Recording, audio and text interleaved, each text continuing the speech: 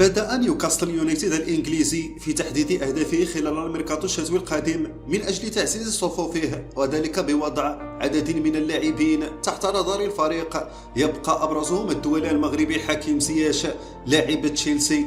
وأفادت شبكة سي بي سي سبورت أن نيوكاسل يراقب وضعية زياش مع ناديه تشيلسي عن كتب، حيث يتطلع المدرب إلى تعزيز خطه الهجومي من أجل إكمال رحلة مطاردة لقب البريمير ليغ. ولعب زياش رفقة نادي تشيلسي 92 مباراة، سجل خلالها 14 هدفا وأعطى 10 تمريرات حاسمة، فيما لم يستطع النجم المغربي لعب سوى 170 دقيقة في جميع المسابقات هذا الموسم بقميص بطل أوروبا مرتين.